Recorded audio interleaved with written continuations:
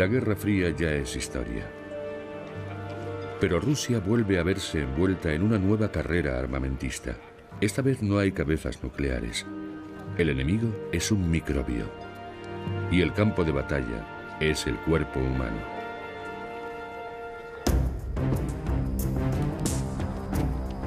La carrera entre depredador y presa es una de las fuerzas motrices de la evolución.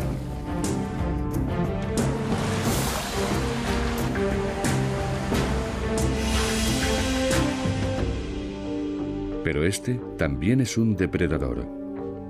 Y nosotros somos su presa.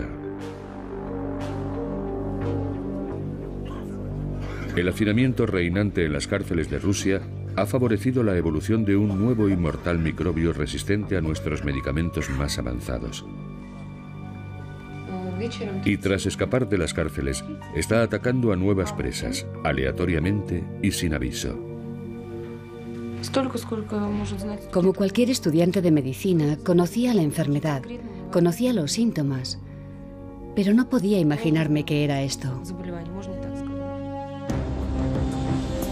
Ahora este asesino ha salido de Rusia y todos somos sus presas en potencia.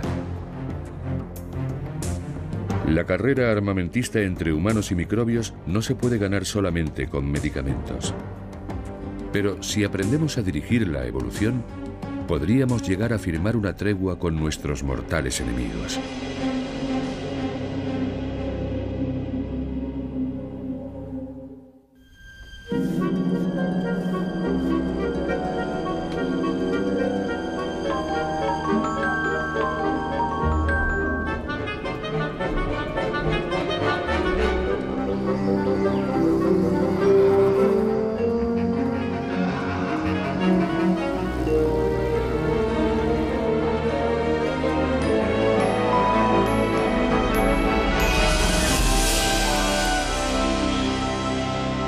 Evolución.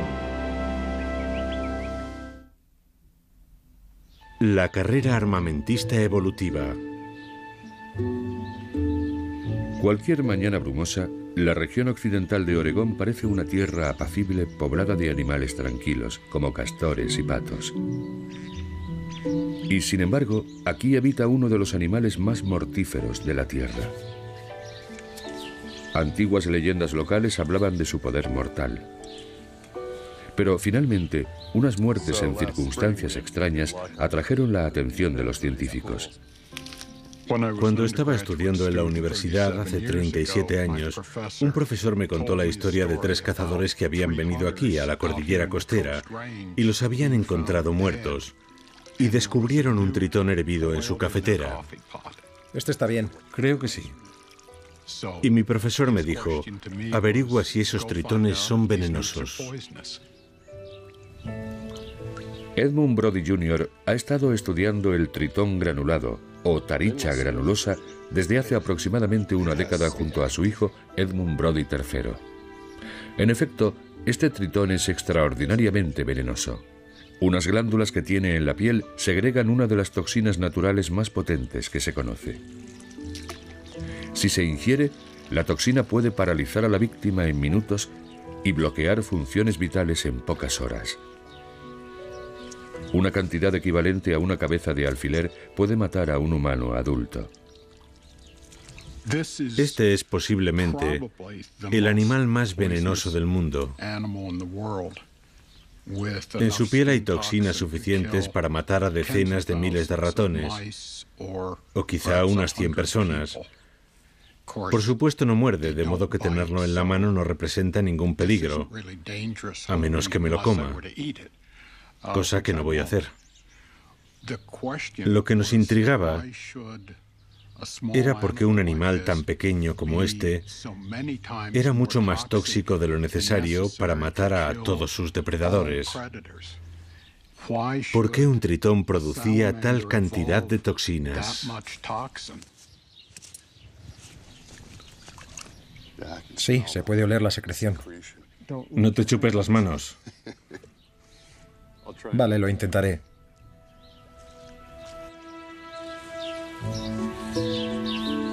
Ningún factor medioambiental podía explicar en términos evolutivos la gran toxicidad de este tritón. Pero los Brody descubrieron que el responsable era otro animal. Voy a mirar entre esas zarzas. Bien.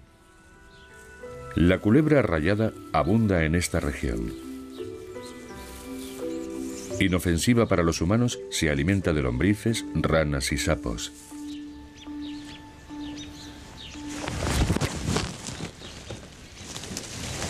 Pero hay un animal en su dieta que muy pocos depredadores se atreven a tocar. Ha comido algo hace poco. Sí. Míralo, es un animal bastante grande. No sé si lo suficiente para ser un tritón, pero podría ser. Vamos, pequeña. Aquí está. Sí, sí, ahí está. Ah, ¿qué te parece? Se había comido un tritón macho de buen tamaño. Sí. Esta especie de culebra es el depredador que creemos provoca la evolución de los altos niveles de toxinas en los tritones. Es el único animal que puede sobrevivir a un encuentro con un tritón. Y por tanto es el único que puede ejercer una presión selectiva para hacer incrementar la toxicidad. A medida que la culebra se hace más resistente a la toxina, la presa tiene que producir mayores niveles para defenderse. Podríamos decir que es una escalada armamentista que se produce entre la culebra, el depredador, y el tritón, la presa. Pero ingerir la toxina tiene sus consecuencias. Algunas serpientes se vuelven más lentas. Otras quedan inmovilizadas durante unas horas después de devorar un tritón. En el laboratorio, los Brody pueden medir la resistencia de las culebras rayadas a la toxina. Obligan a una cría de culebra a recorrer un pasillo con sensores de movimiento y registran el tiempo. ¿Tiempo? Tiempo. 3,4. A continuación, inyectan a la serpiente una pequeña cantidad de toxina purificada para simular los efectos de la ingestión de un tritón. Y se repite la prueba de velocidad. Se vuelve agresiva. A veces cuando no pueden reptar les pasa eso. Una serpiente con un bajo nivel de resistencia se puede quedar inmovilizada. 6,3. Vaya. A una serpiente resistente le afecta mucho menos la toxina, pero también paga su precio. Cuanto más resistente es la serpiente, más lenta se vuelve, aunque no esté bajo los efectos de la toxina. La serpiente paga un precio por desarrollar la resistencia. Esa serpiente será más vulnerable a sus propios depredadores. 4,1. Así que hay una relación inversa entre la velocidad y el nivel de resistencia. Están por todo Oregón. Nos sorprendió mucho ver que en esta carrera armamentista el depredador evoluciona en función de la presa y la presa en función del depredador. Y eso nos ha permitido entender mejor cómo funciona la evolución. Ya ha quedado más que claro que la evolución no se debe solo a fuerzas físicas, como tormentas, incendios o cambios climáticos, sino en mucha mayor medida a fuerzas biológicas, especialmente la forma en que las especies interactúan unas con otras, cooperando unas con otras, parasitándose unas a otras, devorándose unas a otras. ¿Qué hizo feroz al león y veloz a la cebra?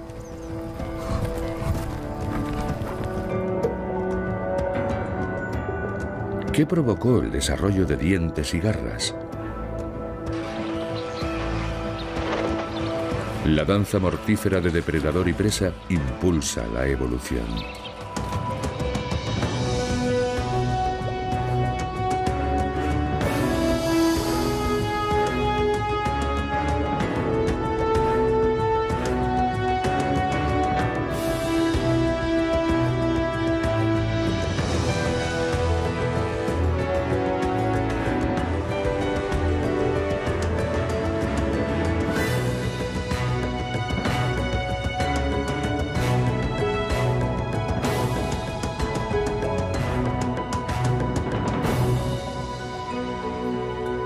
Sin duda, hubo un tiempo en una antigua sabana en la que animales hambrientos cazaban a nuestros antepasados.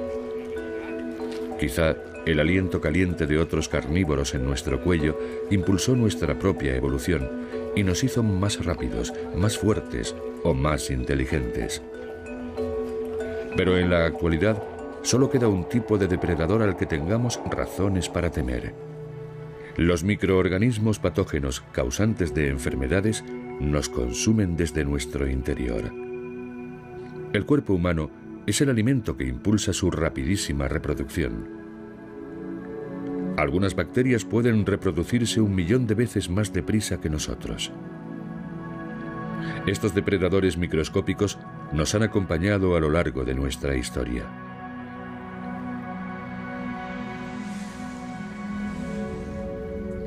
La bacteria causante de la tuberculosis devoró los cuerpos de nobles egipcios hace más de 4000 años.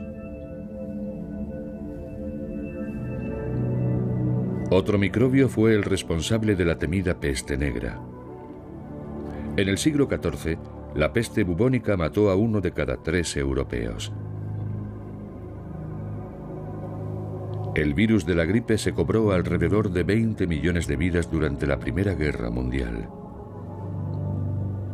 Estábamos prácticamente indefensos ante las enfermedades infecciosas hasta hace muy poco.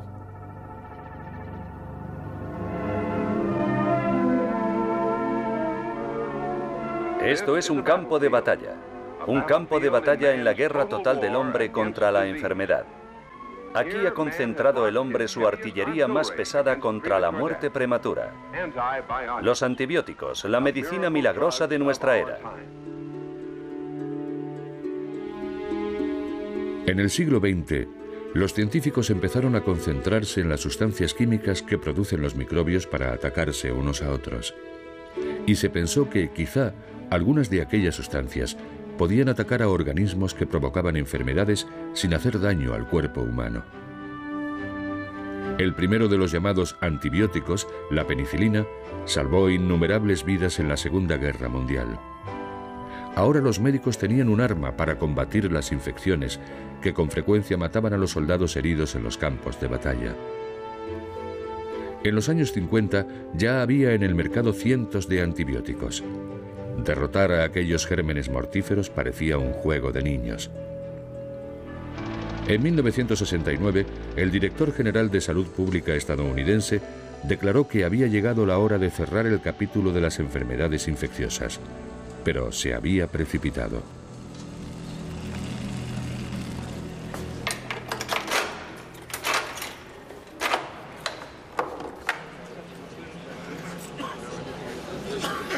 El sistema penitenciario ruso es la zona cero de una nueva epidemia.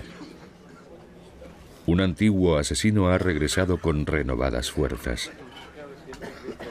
Desde el colapso de la Unión Soviética, el índice de encarcelamiento de Rusia ha llegado a ser el más alto del mundo. Más de 1 millón de reclusos se hacinan en un sistema penal concebido para una fracción de ese número. Pero el hacinamiento, la desnutrición y la falta de higiene no son las peores pesadillas de los presos. Ahora les acecha la tuberculosis.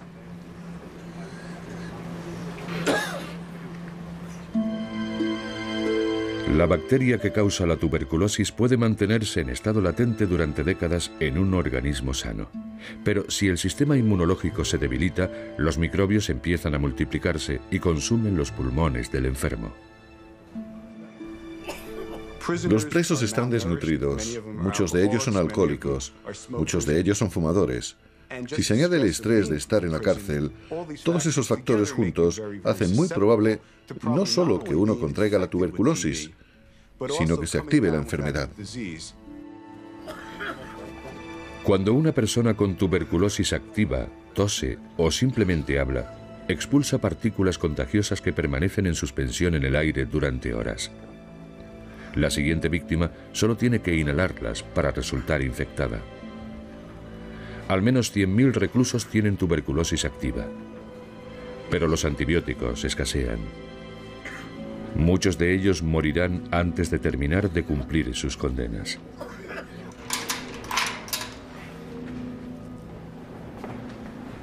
Sasha Believich está cumpliendo su segunda condena por robo en Tomsk, una ciudad de Siberia occidental. Ahora su condena de 4 años parece una sentencia de muerte.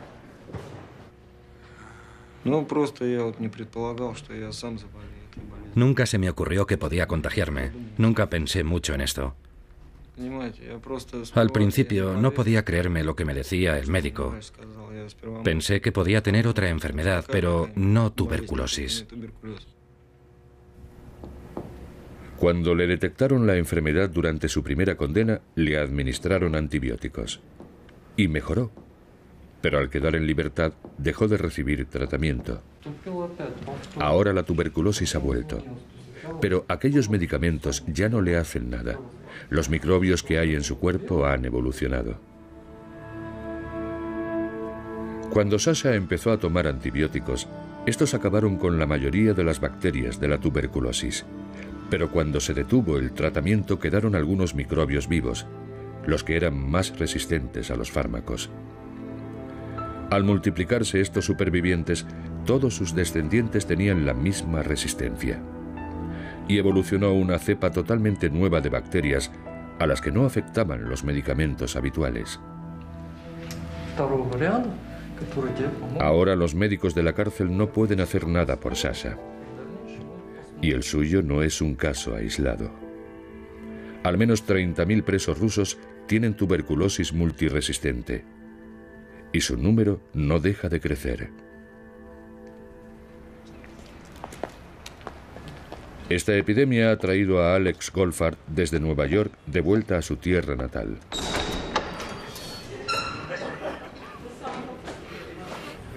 Trabajando con las autoridades rusas, ha desarrollado un programa piloto en la cárcel de Tomsk para cambiar la forma en que se trata la tuberculosis. Este sistema penitenciario es la incubadora ideal para estas cepas multiresistentes. Los rusos han estado utilizando regímenes de tratamiento inadecuados, sobre todo en las cárceles, durante la última década. Emplean una medicación de baja calidad. Nunca terminan el periodo de tratamiento. Y el resultado es que estas cepas resistentes se están extendiendo sin control a través de la tos, y eso representa un grave problema. Para los casos de tuberculosis multiresistente, Goldfarb tiene una pequeña provisión de lo que se denomina fármacos de segunda línea. Mucho más caros que los tratamientos estándar para la tuberculosis, los fármacos de segunda línea pueden provocar peligrosos efectos. Pero las reservas de Goldfarb no son ni de lejos suficientes para tratar a los 300 reclusos que están en cuarentena en la sala de multiresistentes, y mucho menos para todos los casos que hay fuera de los muros de la cárcel. Cuando un recluso termina de cumplir su condena, queda libre en el corazón de Tomsk, una ciudad de 500.000 de habitantes. Sano o enfermo, ahora puede recorrer libremente sus calles y subir a sus autobuses entre sus confiados habitantes.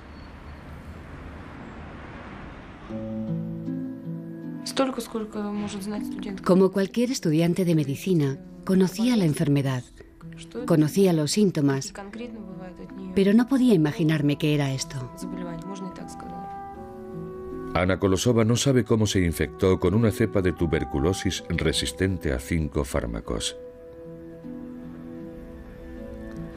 Lo descubrí por casualidad. Iba a sacarme el carnet de conducir y tenía que hacerme un reconocimiento médico. Me hicieron una radiografía y me dijeron que tenía tuberculosis. 6 meses después empezó a toser sangre. Tuvo que dejar sus estudios de medicina y ha estado hospitalizada desde entonces. Si tuviéramos medicamentos de segunda línea, el pronóstico de Ana podría ser positivo. Sin ellos no puede ser en absoluto positivo. Y el de Ana no es un caso aislado. Tengo a mi cuidado a otra estudiante universitaria y a otros pacientes jóvenes con tuberculosis multiresistente. Los síntomas se pueden aliviar y el avance de la enfermedad puede remitir durante un tiempo, pero los medicamentos que podrían salvarles la vida todavía no están a su alcance. Por ahora solo 30 reclusos recibirán los fármacos de segunda línea. A todos ellos les queda todavía por cumplir un mínimo de 2 años de reclusión, lo que garantiza que terminarán el tratamiento y se evitará la evolución de nuevas bacterias multiresistentes. Sin embargo, hay protestas. La gente pregunta, ¿por qué se va a gastar entre 5 y 8 mil dólares en curar o tratar a un asesino convicto? Así que tenemos que explicar una y otra vez que hemos elegido las cárceles por razones epidemiológicas. Este es el punto de origen en el que se puede atacar este problema. En un gesto de buena fe, Goldfarb se ha quitado la máscara para dirigirse a los 30 hombres que van a tener una segunda oportunidad de vivir. Y les dice: el tratamiento que os estamos ofreciendo no es ningún experimento. Nunca se ha utilizado en Rusia porque es demasiado caro. Es un proceso complicado y doloroso. Para algunos de vosotros durará 1 año y medio. Pero todos debéis tomároslo lo más seriamente posible y terminar el tratamiento completo.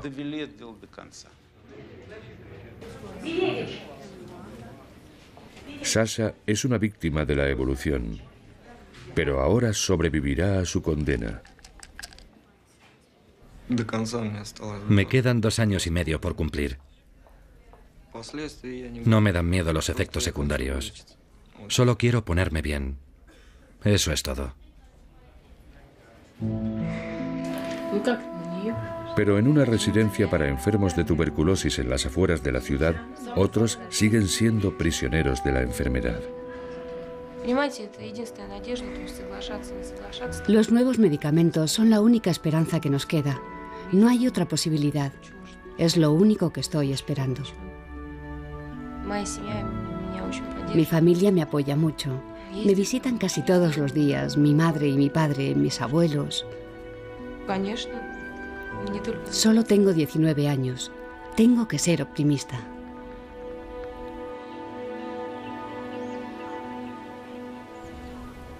En un tiempo, Siberia parecía el lugar más remoto de la Tierra, pero ya no lo es. Ahora, líneas aéreas, trenes y autopistas comunican toda Rusia. Cepas de tuberculosis multiresistente han contagiado a miles de personas y algunas están saliendo del país.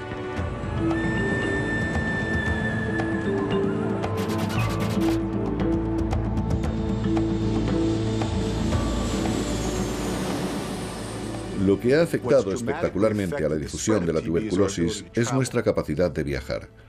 Todas las cepas detectadas en las cárceles de Rusia entre los presos acabarán llegando a nuestras ciudades. La extensión de la tuberculosis por todo el planeta se monitoriza desde el Instituto de Investigación sobre Salud Pública de Nueva York. La tuberculosis está aumentando en casi todas partes y empieza a rivalizar con el SIDA. Actualmente se cobra entre 2 y 3 millones de vidas al año. Las bacterias de tuberculosis, recogidas por todo el mundo, ayudan a los investigadores a registrar la evolución de nuevas cepas.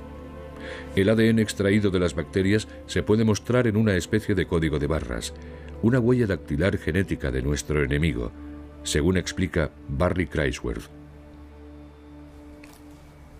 Hemos podido ver literalmente el ADN de las bacterias y utilizamos esta información como en una novela policíaca.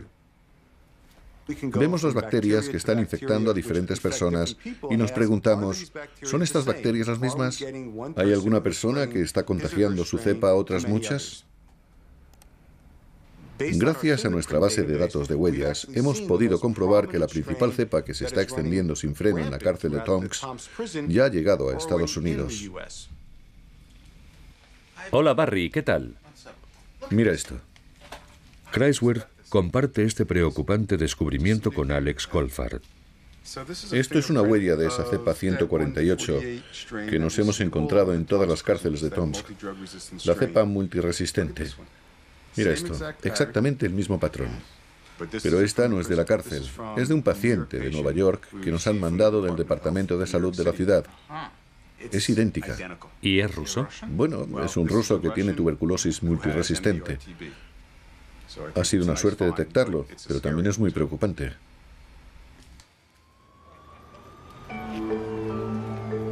¿Cuánto tiempo pasará antes de que otro viajero introduzca la tuberculosis multiresistente en Nueva York o en cualquier otra ciudad?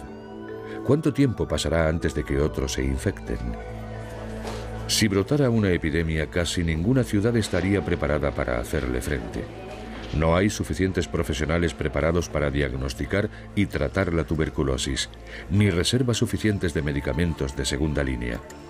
Y la tuberculosis solo es la punta del iceberg. Los microbios que causan la malaria, la neumonía, la gonorrea y docenas de otras enfermedades infecciosas también se están volviendo multiresistentes.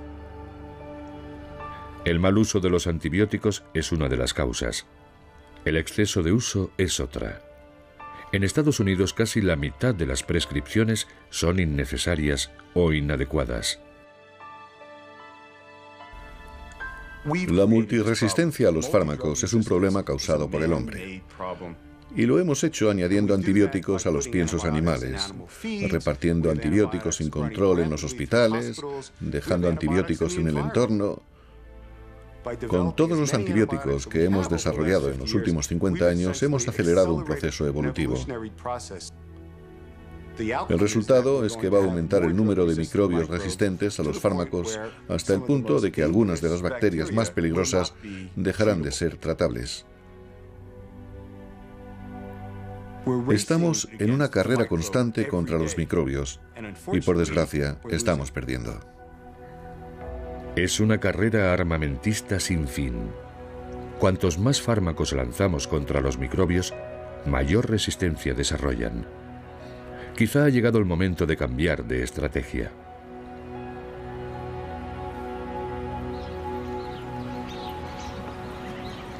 Si podemos hacer que los microbios se vuelvan resistentes a los medicamentos, también deberíamos poder hacerles evolucionar de forma que nos beneficien. Esta es la radical propuesta del biólogo de Amherst, Paul Ewald. Cuando la gente piensa en el problema de la resistencia a los antibióticos, ven a la evolución como el malo de la película. Y es el proceso evolutivo el que ha causado la resistencia a los antibióticos, es verdad. Pero de la misma forma, podríamos hacer que la evolución fuera la solución. Es decir, podemos provocar procesos evolutivos que hagan que esos organismos se vuelvan más benignos. Los organismos patógenos evolucionan para ser más o menos peligrosos según la manera en que se transmiten. Los microbios que dependen del contacto o la cercanía entre personas tienden a ser más benignos. El rinovirus, causante del resfriado común, se transmite cuando algún portador estornuda o tose cerca de otras personas.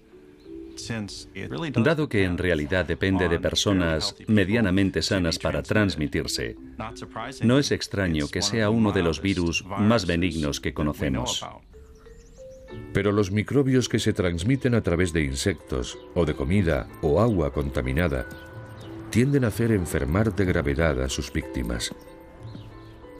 Las peores bacterias diarreicas que conocemos se transmiten por el agua. La bacteria que causa el cólera y las fiebres tifoideas suele transmitirse por el agua. Así, aunque el organismo sea tan nocivo que el enfermo no puede moverse de la cama, el organismo sigue pudiendo transmitirse a un gran número de personas. Cuando comprendemos los factores que favorecen la mayor o menor nocividad, podemos hacernos una pregunta. ¿Estamos haciendo determinadas cosas o podemos hacer determinadas cosas que favorezcan que los organismos evolucionen volviéndose más benignos? Podemos examinar el brote de cólera que se produjo en Sudamérica como una especie de experimento natural que nos permite evaluar estas ideas. En 1991, el cólera invadió Perú y se extendió rápidamente. A lo largo de los 5 años siguientes, más de 1 millón de personas sufrió diarreas y vómitos, en algunos casos muy violentos. Murieron más de 10.000 personas.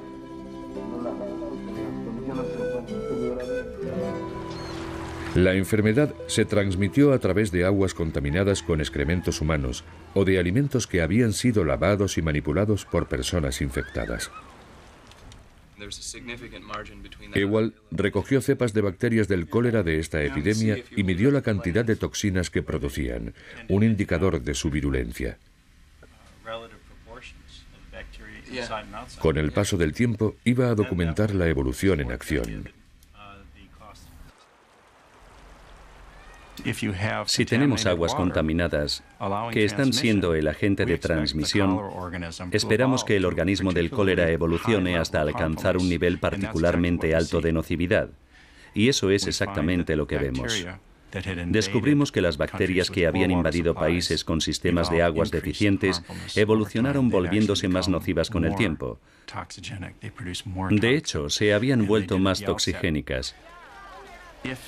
Producían más toxina que al principio. Sin embargo, si limpiamos el sistema de aguas, obligamos a la bacteria a transmitirse solo por vías que requieren personas sanas. Y lo que vemos es que cuando el cólera invadía países con sistemas de aguas limpios, la nocividad de los organismos disminuía. Las bacterias evolucionaban hacia una menor producción de toxinas, se volvían más benignas con el tiempo. La gente se seguía contagiando, pero las infecciones eran tan leves que la mayoría de los contagiados ni siquiera caían enfermos. Así que el brote de cólera de Latinoamérica sugiere que en pocos años sería posible modificar el organismo del cólera de modo que pasara de ser una bacteria en muchos casos mortífera a ser una bacteria que apenas haga enfermar a la gente. Lo que sugerimos es que se puede domesticar a estos organismos patógenos casi de la misma forma en que hemos domesticado a otros organismos potencialmente dañinos. Por ejemplo, los lobos han sido dañinos para nosotros durante casi toda nuestra historia evolutiva, pero al domesticarlos, algunos lobos evolucionaron dando origen a los perros que en lugar de perjudicarnos nos ayudan. Y creo que podemos hacer lo mismo con estos organismos patógenos. Trabajando con la evolución, y no en su contra, podríamos llegar a someter incluso a los microbios más mortíferos. La evolución ya ha propiciado otras veces tan sorprendentes treguas.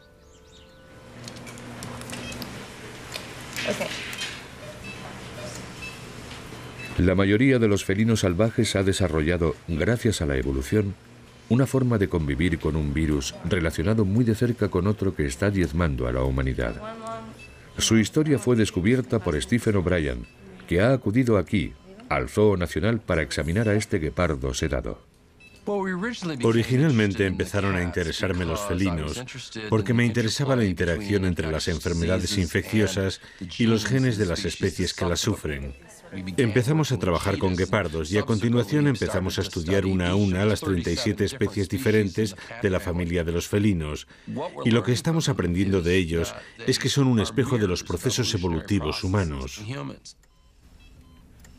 Todo empezó en los años 80, cuando O'Brien empezó a preocuparse porque pequeñas poblaciones de felinos amenazados eran especialmente vulnerables a los efectos de las enfermedades infecciosas. Entonces oyó que muchos gatos domésticos estaban siendo víctimas de un virus letal recién descubierto, el virus de inmunodeficiencia felina, o VIF. El VIF está asociado a gatos domésticos muy débiles, desnutridos y propensos a infecciones oportunistas. Y la enfermedad era el resultado de un colapso del sistema inmune. Los paralelismos con el virus de inmunodeficiencia humana eran muy notables. Y yo quería saber si este virus también había infectado a otros felinos no domésticos. O'Brien había recogido muestras biológicas de miles de felinos salvajes por todo el mundo y empezó a analizarlas en busca del virus. El caso es que cuando analizamos a guepardos de África Oriental, a pumas de las rocosas, a ocelotes de los Andes y a leones del Serengeti, resultaba que prácticamente todas las especies de felinos del planeta habían estado expuestas y estaban infectadas por alguna versión del virus de inmunodeficiencia felina. Aquello me pareció terrorífico, porque pensé que estábamos a un paso de una epidemia que iba a acabar con muchos de estos felinos. Y dado que 36 de las 37 especies de felinos están amenazadas o en peligro de extinción, esto podría ser para ellas el golpe de gracia. Durante años, O'Brien temió lo peor.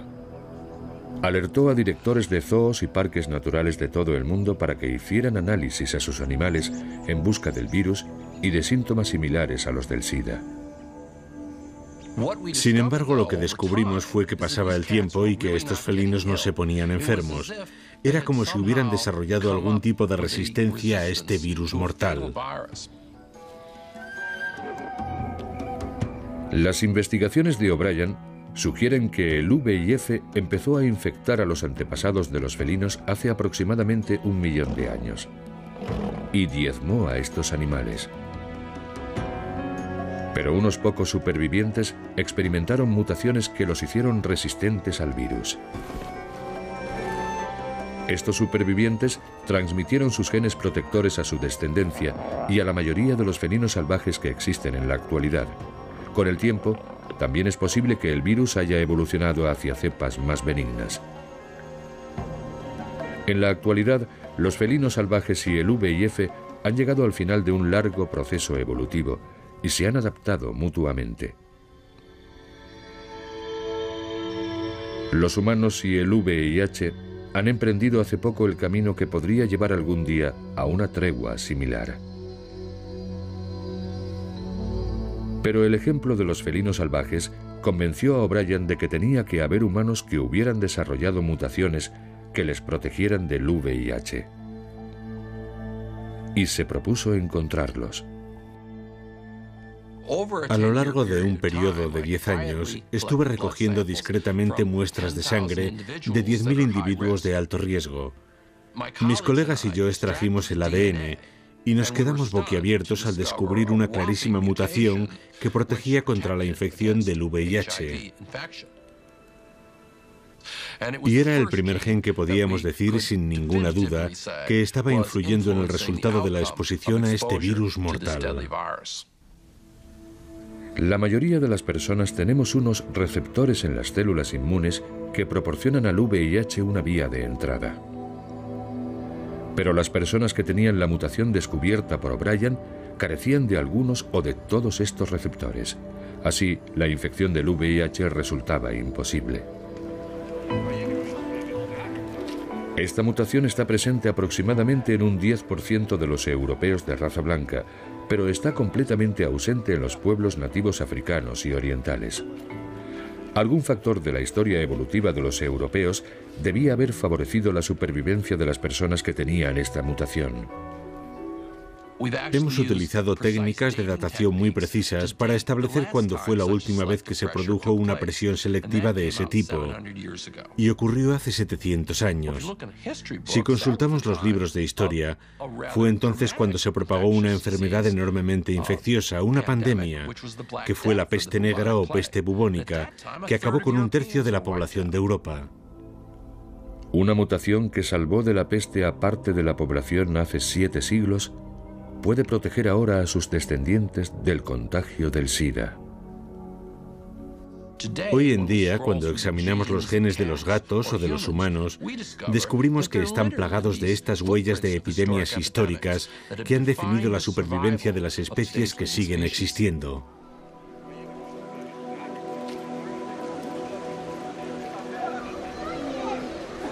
Todos portamos las marcas de la lucha de nuestros antepasados por la supervivencia. Pero la evolución no solo está impulsada por el conflicto y la competición. La cooperación y el trabajo en equipo también han contribuido a la supervivencia de los mejor adaptados. Hacia el final del siglo XX, los biólogos empezaron a darse cuenta de que había otra fuerza igualmente importante y responsable de la formación de gran parte de la magnífica superestructura de la biodiversidad de la Tierra. Y es esa cooperación, lo que llamamos simbiosis, y especialmente la simbiosis mutua. Es decir, la convivencia íntima de diferentes tipos de organismos en la que hay una asociación que beneficia a ambas partes. En la naturaleza abundan las simbiosis. En muchos casos, la misma supervivencia de una especie depende de otra. Un mero disfruta de una limpieza a fondo mientras unos diminutos crustáceos devoran los parásitos que se adhieren a su piel. Las anémonas ofrecen refugio a los peces payaso, que a su vez les llevan comida y ahuyentan a sus depredadores. Con néctar y polen, las flores atraen a pájaros y abejas para utilizarlos en su fertilización. La mayoría de las plantas dependen de hongos que viven en sus raíces para extraer los nutrientes del suelo. Y los herbívoros no podrían digerir su comida sin las bacterias que viven en su intestino y que descomponen la materia vegetal. Nosotros también somos animales simbióticos. Cada milímetro de nuestra piel y todo nuestro intestino están cubiertos de bacterias beneficiosas. Nos ayudan a digerir la comida, producen vitaminas y nos defienden de microbios peligrosos.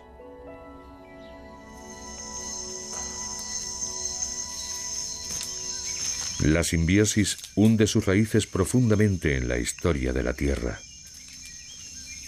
Hace entre 50 y 60 millones de años, justo después de la era de los dinosaurios, dos especies hicieron un pacto muy duradero aquí, en la densa maraña que se convertiría en la selva amazónica. Una colonia madura de atinas enorme. Estos grandes montículos de tierra son el producto de esa asociación. Y es lo que ha traído a Ted Schultz y a Ulrich Müller a este remoto rincón de Brasil. Curiosamente, las excavadoras de toda esta tierra son hormigas atinas o cortadoras de hojas. Mira, están trayendo hojas. Ya han empezado las recolectoras. Sí. Las hormigas cortadoras de hojas construyen sus hormigueros en cámaras subterráneas. Salen con regularidad a recolectar hojas, abriendo caminos que se adentran cientos de metros en la selva. La mayoría de las plantas tropicales están impregnadas de sustancias tóxicas para ahuyentar a los herbívoros. Estas hormigas cortan hojas frescas, pero no se las comen. En realidad son para otro organismo. Las recolectoras transportan su carga hasta el hormiguero y allí se la entregan a las hormigas obreras, más pequeñas. Estas limpian los fragmentos de hojas y las mastican hasta convertirlas en una especie de mantillo pulposo. Las hormigas cortadoras de hojas cultivan un hongo que descompone las toxinas de las hojas y produce abundantes proteínas y azúcares. Esta es la comida de las hormigas. Tanto las hormigas como los hongos que cultivan dependen unos de otros para sobrevivir. Las hormigas necesitan el hongo para alimentarse, dependen de él. Si desaparece, mueren. Y el hongo no puede sobrevivir sin las hormigas, así que hay una codependencia mutua. Una colina madura de hormigas atinas puede estar formada por hasta 8 millones de individuos. Y son los herbívoros dominantes en las selvas tropicales del Nuevo Mundo. Consumen aproximadamente entre un 15 y un 20% de la vegetación tierna. Una colonia madura de cortadoras de hojas equivale a una vaca adulta plantada en mitad de la selva, alimentándose de la vegetación que la rodea.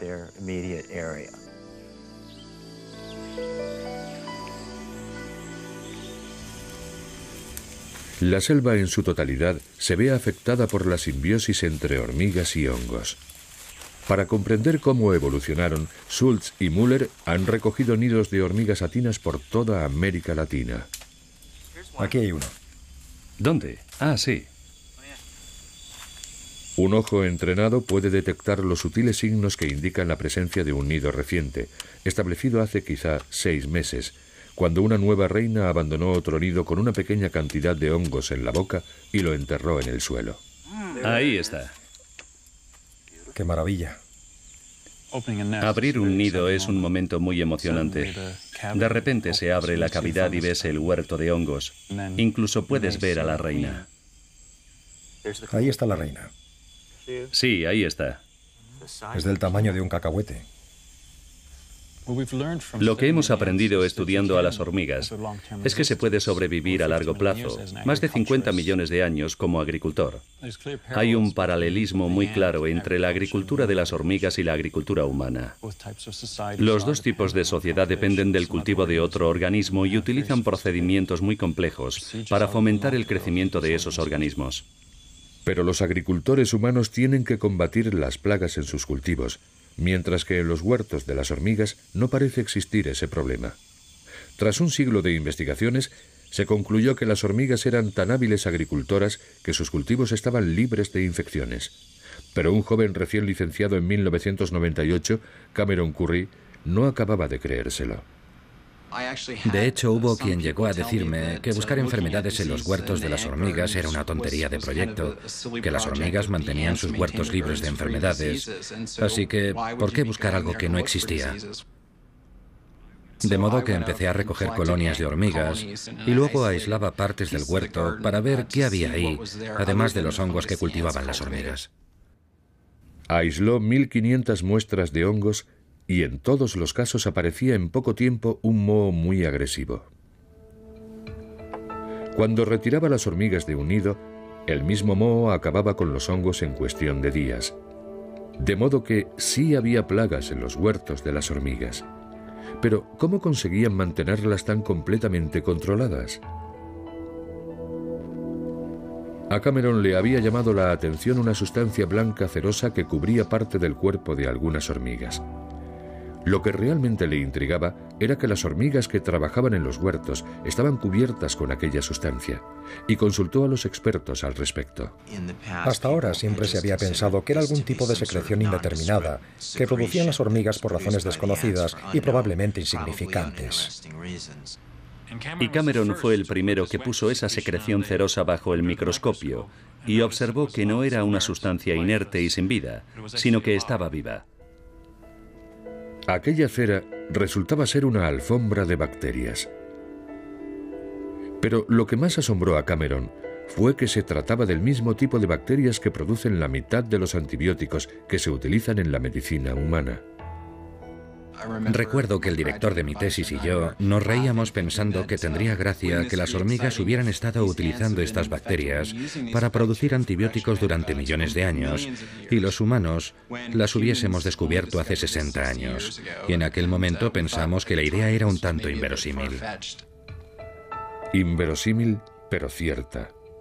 Parece que las hormigas han estado utilizando antibióticos para controlar las plagas de sus huertos desde hace unos 50 millones de años. Pero entonces, ¿por qué no ha desarrollado el moho resistencia al antibiótico? Creo que probablemente la clave está en el hecho de que las hormigas están utilizando cultivos de millones de células de bacterias para producir estos antibióticos, de modo que estas bacterias están evolucionando. Asimismo, el agente patógeno que atacan estos antibióticos también está evolucionando, y es una carrera armamentista evolutiva que lleva produciéndose 50 millones de años.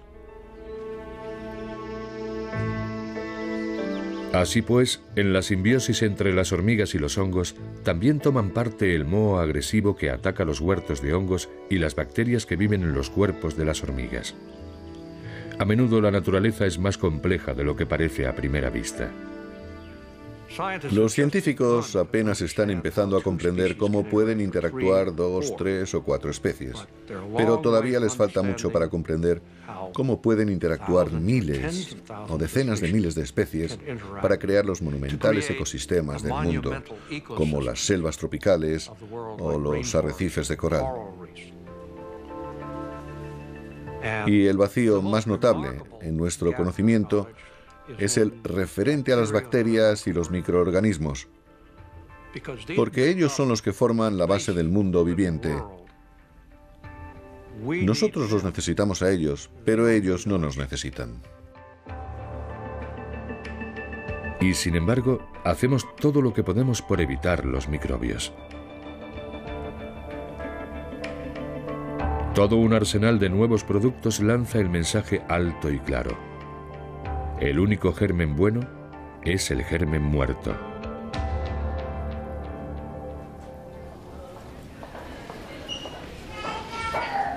¿Estamos creando un mundo demasiado limpio? Eso se pregunta en su investigación la pediatra Erika von Mutius. Respira hondo, por favor. Respira hondo. Bien, otra vez. La doctora von Mutius trata alergias y asma, trastornos en los que el sistema inmune responde violentamente a sustancias inocuas. Los índices de ambos trastornos suben sin cesar en las regiones ricas e industrializadas. Quizá los niños están creciendo en entornos demasiado protegidos de los gérmenes para lo que conviene a su salud. Los microbios pueden hacernos cosas muy dañinas, pero también pueden ser importantes para que nuestro sistema inmunológico aprenda a tratar con el entorno y a tolerar o combatir virus, bacterias o infecciones. Para comprender las causas de las alergias y el asma, von Mutius está haciendo una investigación en un lugar donde estos trastornos apenas existen, en la Baviera rural. Su objetivo es averiguar qué factores medioambientales pueden estar protegiendo a los niños que se crían aquí. Lo que hacemos en el estudio es una comparación dentro de los pueblos pequeños. Comparamos a los niños que viven en granjas con niños del mismo pueblo que no viven en granjas. Ha solicitado la colaboración de más de 800 familias con hijos de entre 6 y 12 años para hacer un estudio detallado de su salud y su forma de vida. Entonces, más o menos, ¿cuánto tiempo al día pasa en cada cuestionario? Les preguntamos por problemas de alergia y, lo que es más importante, sobre el contacto que tienen con los animales y con las actividades de la granja. ¿Tienen algún caballo, alguna vaca? No. ¿Ovejas, cabras? No, sí, una cabra. Su objetivo es crear un perfil de exposición medioambiental de cada niño.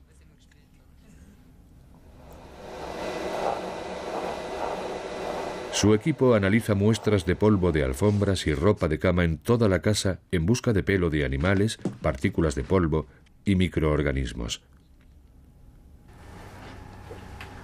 Si la familia tiene ganado, se toman muestras de los establos para detectar los microbios presentes en los habitáculos y en los excrementos de los animales. El estudio aún se está realizando, pero los resultados preliminares parecen indicar una correlación muy clara.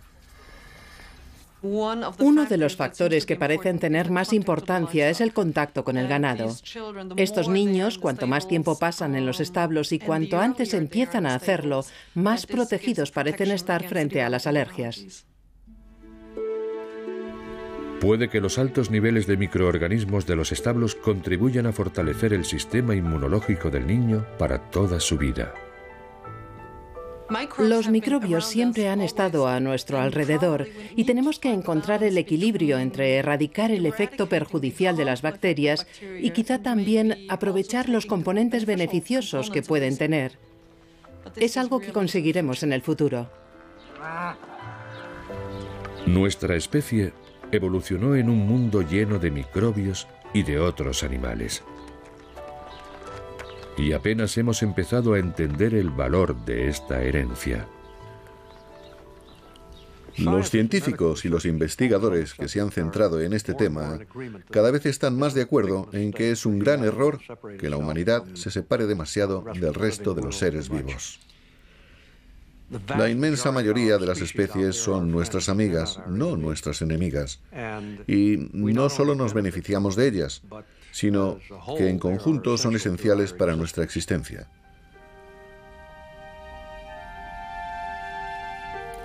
Nosotros somos los afortunados herederos de más de 3.000 millones de años de evolución que han dado lugar a esta asombrosa diversidad. Tenemos que aprender mucho más sobre el mundo viviente y sobre cómo la humanidad misma está afectando a la evolución.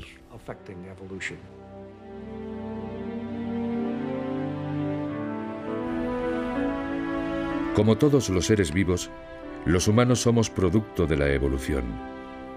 Pero somos la única especie que lo sabe. Solo nosotros podemos volver la vista hacia el pasado lejano y maravillarnos ante la historia de la vida. Solo nosotros estamos empezando a comprender que podemos utilizar la evolución para garantizar el futuro de todos los seres vivos. Y más que ninguna otra cosa, quizás sea esta visión única la que nos hace humanos.